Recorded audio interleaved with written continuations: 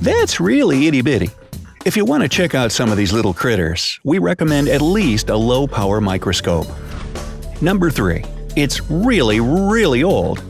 The earliest fossils we have of the tardigrade species date back to the Cambrian period, some 530 million years ago. During this period of time, Earth started to see the advent of complex multicellular organisms, and it's from the Cambrian period that we see the first fossils of mineralized organisms. The first metazoan species, microscopic animals, emerged during this era, including the tardigrade. The Cambrian era was not one we'd easily recognize. The oceans teemed with life in a kind of microbial soup, while the dry, rocky land was all but barren of life. There was no vegetation, the seas were fairly warm, and polar ice was intermittent as Earth went through several periods of glaciation, where the ice covered it and then melted away. Number 4. It can live anywhere. Due to its unique resilience in all sorts of seemingly uninhabitable conditions, the tardigrade can survive almost anywhere. Tardigrades have been found on the high-altitude peaks of the Himalayas, in deep trenches in the oceans, in mud volcanoes, and in tropical rainforests. Most tardigrades have distinct biological sexes, which must work together to reproduce. The eggs are especially hardy, being tough enough to survive transport across vast distances. Now that's handy if they get caught on an animal or a passing traveler. Baby tardigrades are born fully formed. They don't produce new cells as they grow, but the cells they already have expand instead. This process is called hypertrophy and prompts tardigrades to molt, leaving their outer layer behind. A bit like a snake shedding its skin. Excuse me while I slip into something more comfortable.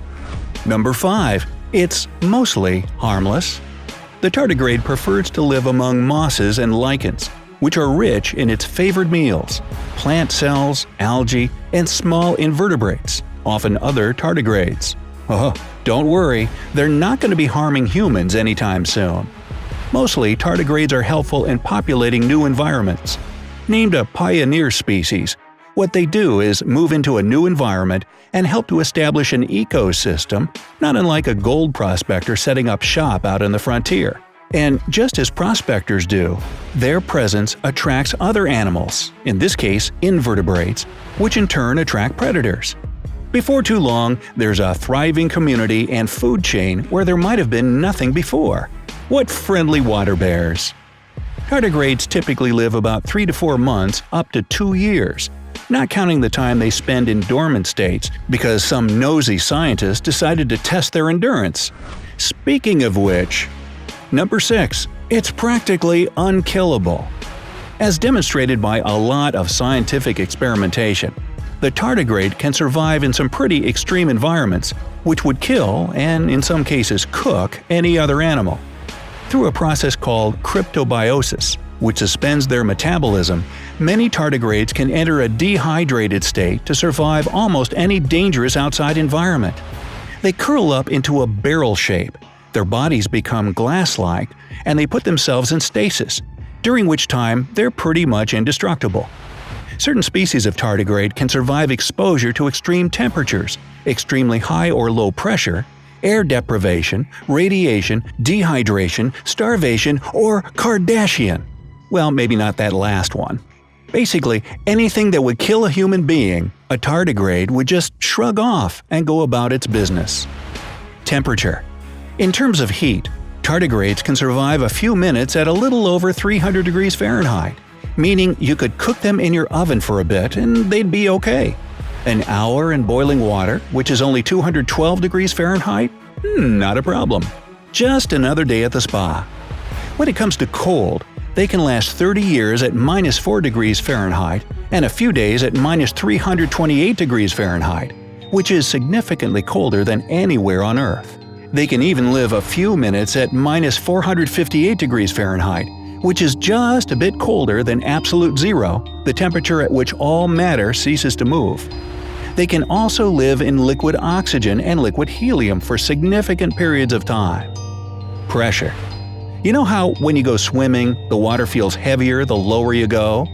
For every 33 feet that you go down below water, The pressure increases by about 14.5 pounds per square inch, or 1 atmosphere of pressure.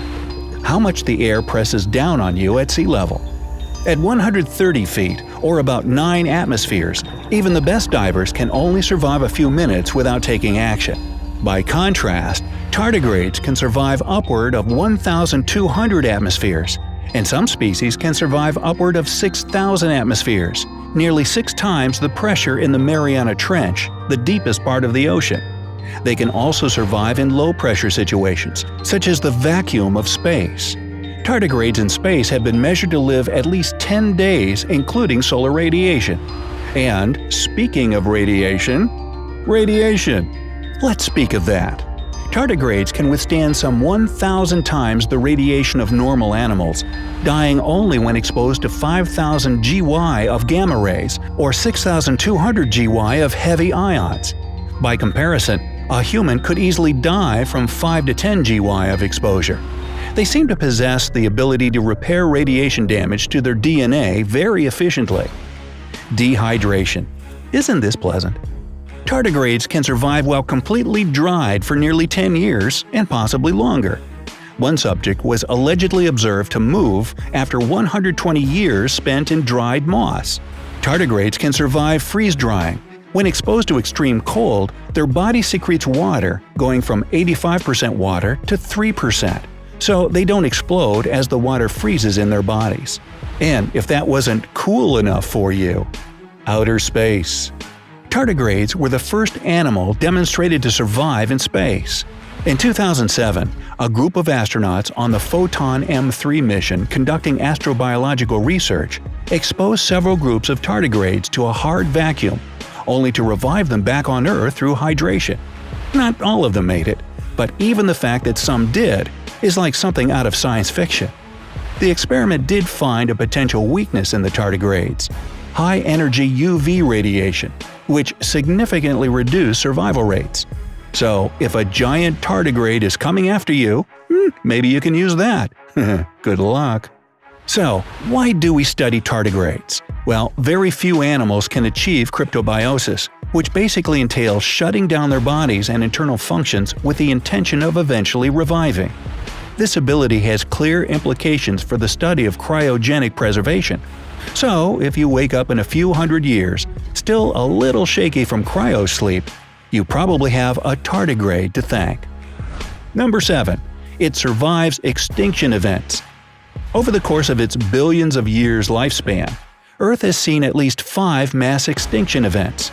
The one you're probably most familiar with is the Cretaceous Tertiary extinction, which wiped out the dinosaurs and most other complex life forms at the time, leading to a massive ice age that all but destroyed all life on the planet. The tardigrade has survived all of them, from the Ordovician-Silurian extinction 440 million years ago, which wiped out most marine organisms, all the way up to the extinction events that took out the dinosaurs. And they'll probably survive the next extinction event too. Hey, I'm rooming with them. What if an asteroid tore off our ozone layer, or the sun burst with enough radiation to fry all humans in under a minute? Well, yes, we'd all be toast, but it would only be mildly inconvenient to the tardigrade. It's important to note that tardigrades do not adapt to live in these conditions, but rather to survive them. If they were extremophilic, they might evolve to consume radiation. Instead, they curl up and wait until the radiation has passed, at which point they resume their normal life cycle. The longer the exposure, the more likely they are to die. But considering how much radiation they can survive, they'll probably be fine even in a nuclear war. You and me? Not so much. Even if you did find a way to kill a tardigrade, the odds are you'd end up dying first in whatever environment you exposed it to. Then the tardigrade would come out of its dormant state and be just fine. And also having the last laugh. Most scientists agree that the tardigrade will outlive all of us. We think they're right. Number 8. It might survive on another planet. We already know tardigrades can survive extremely harsh conditions, but can they survive on another planet? The answer is quite possibly yes. The conditions on Mars are within the tardigrade's capabilities to survive, assuming that a sufficient amount of water exists to support them. They are, after all, naturally aquatic creatures. The search for life on other planets has been one of humanity's defining challenges, but it could very well be that the life we're searching for is really tiny, really ancient, and really tough. So, did you know about tardigrades? Which of their fantastic powers do you find the hardest to believe? Tell us in the comments below. And don't forget to like, share, and hit that subscribe button to stay on the bright side of life.